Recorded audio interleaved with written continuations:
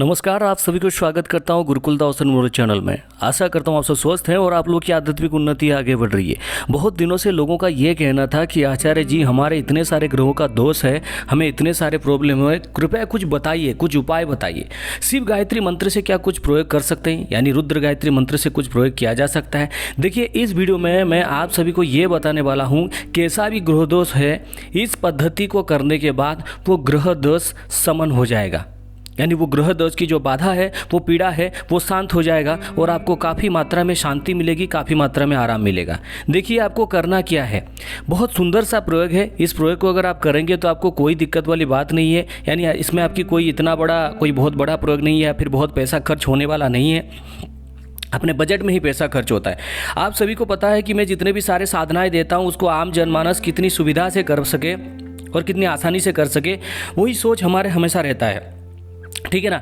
तो इसीलिए देखिए, इसके बारे में मैं आप सभी को बताने वाला हूँ किस प्रकार से रुद्र गायत्री का प्रयोग करेंगे। रुद्र गायत्री आप सभी को पता है, ओम तत्पुरुषाय विद्महे महादेवाय धीमहि तन्नो रुद्रो प्रचोदयात्। अगर आप लोग चाहेंगे कि रुद्र गायत्री का 100 प्रयोग देने के लिए मैं 100 प्रयोग दे दूंगा। अगर आप बोरिंग नहीं होंगे, अगर एक के बाद एक कहेंगे कि रुद्र गायत्री के जितने सारे प्रयोग है, रुद्र गायत्री एक ऐसा प्रयोग है जिसमें अगर कोई मंत्र सिद्ध नहीं हो रहा है उसको भी सिद्ध किया जा सकता है, ठीक है। और रुद्र गायत्री ऐसा प्रयोग है, अगर आपको किसी भी प्रकार की बहुत बड़ी बंधन आपका ऊपर दोष है वो भी कट सकता है। इसलिए अगर रुद्र गायत्री का ऊपर वीडियो बनाना शुरू करूं तो कम से कम 100 से 150 वीडियो बना सकता हूं, लेकिन मैं हमेशा यही चाहता हूं कि लोगों को विभिन्न प्रकार की कंटेंट दिया जाए, ना ही एक कंटेंट में स्टिक रह जाए, ठीक है। मैं बहुत जल्द अपना एक दूसरा चैनल बना रहा हूं जिसमें मंत्र मोटिवेशन के बारे में बताऊंगा, किस प्रकार से मंत्र से क्या क्या अपने ज़िंदगी में सीख सकते हैं। थोड़ा समय लग सकता है, 1 महीना, 2 महीना, 3 महीना, 6 महीना हो सकता है चैनल बनाने में, लेकिन जल्द भी बना सकता हूँ या फिर लेट भी हो सकता है, ठीक है ना। तो इसीलिए चलिए बात करते हैं रुद्र गायत्री मंत्र को कैसे प्रयोग किया जाए।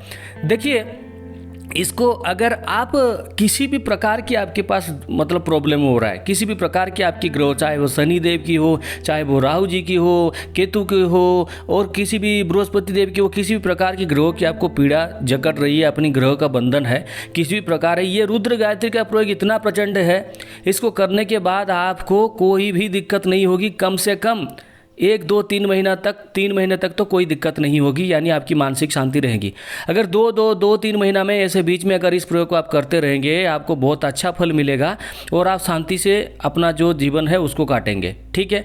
ये प्रयोग मैं बीच बीच में करता हूँ। तो चलिए प्रयोग के बारे में बताता हूँ। देखिए, आपको किसी भी शिव चतुर्दशी, यानी शिव चतुर्दशी बोल, किसी भी चतुर्दशी तिथि, कृष्ण पक्ष की चतुर्दशी हो तो बहुत अच्छी बात है, किसी भी चतुर्दशी तिथि को चुनना है। और जो शिव गायत्री मंत्र है, इस शिव गायत्री मंत्र का आपको 11 माला जाप करना है रात की 11 बजे के बाद, ठीक है। 11 बजे से 12 बजे के अंदर 11 माला हो जाएगा। मैं आपको बताता हूँ इसकी जो पद्धति, आप सुनिए किस प्रकार से। वो किसी भी शिव चतुर्दशी तिथि का जो आप डेट चुनिए, ठीक है। फिर उसके बाद क्या करें, रात 11 बजे आप इस मंत्र का जाप करें। आराम से शिव जी का फोटो है, जाप करें। अगर आप बैठ नहीं सकते नीचे तो आप किसी कुर्सी पर बैठ के जाप कर सकते हैं, कोई दिक्कत वाली बात नहीं। भाव होना जरूरी है, भक्ति होना जरूरी है। 11 माला आप जाप करें ऐसे, ओम तत्पुरुषाय विद्महे महादेवाय धीमहि तन्नो रुद्रो प्रचोदयात्, ओम तत्पुरुषाय विद्महे महादेवाय धीमहि तन्नो रुद्रो प्रचोदयात्। ऐसे करके 11 माला जाप करें। 11 माला जाप कैसे करेंगे, आसन लाल रंग का होना चाहिए, वस्त्र लाल रंग का होना चाहिए, आपकी जो जाप करने की मुख की दिशा वो उत्तर की तरफ होना चाहिए, और जो दीपक की जो दिशा है उसका मुख जो है वो पूरब की तरफ होना चाहिए, ठीक है ना। ऐसा करिए। शिव जी का जो है आप पंचामृत भोग लगा सकते हैं या फिर आप कुछ फल वगैरह का भोग चढ़ा सकते हैं। धूप दीप पुष्प नैवेद्य से पूजन करें ये मंत्र जाप से पहले। जब मंत्र जाप 11 माला संपन्न हो जाएगा, ठीक है, 11 माला संपन्न हो जाए, अगले दिन सुबह किसी भी शिव मंदिर में जाए, ये जाप का संकल्प ऐसा होना चाहिए कि मैं अमुक, मेरा गोत्र ये है, मेरी ज़िंदगी में मुझे ये नहीं पता चल रहा है किस प्रकार के ग्रहों का दोष बंधन है, इसीलिए मेरी हर काम में अड़चन आ रहे, हर काम में बाधा आ रहे, तो इसीलिए मैं ये प्रयोग कर रहा हूँ। बाबा मेरी जीवन में शांति दें और मेरी मार्ग को प्रशस्त करें आगे बढ़ने के लिए। आप इसको क्या करें, अगले दिन मंदिर जाइए। अगले दिन मंदिर जाने के बाद आप कम से कम एक जो है रुद्राक्ष की माला, एक रुद्राक्ष की माला कहीं से ऑनलाइन आप खरीद लीजिए, बिना संस्कारित हो कुछ भी चलो वो खरीद ले आप, ठीक है। फिर उसको घर ले आइए, ये पहले से करके रखिए, यानी जो मंत्र जाप करने से पहले कुछ दिन पहले रुद्राक्ष माला आप खरीद कर रखें, ठीक है। उसी रुद्राक्ष मंत्र से, मतलब उसी रुद्राक्ष माला से आप 11 माला जाप करें। जैसे ओम तत्पुरुषाय विद्महे महादेवाय धीमहि तन्नो रुद्रो प्रचोदयात् 11 माला जाप करना है। फिर जब चतुर्दशी की रात 11 माला संपन्न हो जाए, अगले दिन उसी माला को लेकर शिव मंदिर जाना है। किसी भी शिव मंदिर जा सकते हैं, ठीक है। शिव मंदिर जाएं और जाने के बाद भोलेनाथ के सामने बैठें, बाबा के सामने बैठें। बैठने के बाद आप उनको ये प्रार्थना करें कि हे देव, हे भोलेनाथ, मेरे ऊपर किसी भी ग्रहों का दोष है, मेरे ऊपर किसी भी ग्रहों का बंधन है। अगर मुझे कहीं ना कहीं ऐसा कोई पीड़ा हो रहा है जिसकी मुझे पता नहीं चल रहा है और उसकी मैं निवारण नहीं कर पा रहा हूँ, तो आप उस पीड़ा को समन करें। ये कह के आप उस रुद्राक्ष माला को भोलेनाथ को जो है शिवपिंडी है उनके ऊपर रख दें, ठीक है। उनके ऊपर चढ़ा दें, उनको अर्पित कर दें, प्रणाम करें। साथ में अगर आप केले फल वगैरह भोग लिए हैं, भोग चढ़ाएं, या फिर पंचामृत भोग चढ़ाएं, पंचामृत का भोग चढ़ाएं, और फिर आप प्रणाम करके घर वापस आ जाइए। उस माला को घर वापस लाने की कोई ज़रूरत नहीं है, माला को भेंट कर दीजिए। सिंपल से दोबारा बताता हूँ, प्रोसीडियर बहुत इजीली बताता हूँ। किसी भी कृष्ण पक्ष की चतुर्दशी को आप ये अनुष्ठान करेंगे, उससे पहले एक रुद्राक्ष की माला कहीं से खरीदे, बस उसको थोड़ा गंगा जल में शोधन करके कच्चे दूध से उसको धो के पूरी तरह से उसको थोड़ा जागृत कर लीजिए। जागृत मतलब जैसे शुद्ध कर लीजिए, ठीक है। उसके बाद कृष्ण पक्ष की चतुर्दशी को रात को घी का दीपक जलाइए। दीपक का मुख पूर्व की दिशा की तरफ होगा, आपकी मुख उत्तर की दिशा की तरफ होगा। आसन लाल रंग का होगा, आसन लाल रंग का होगा, ठीक है।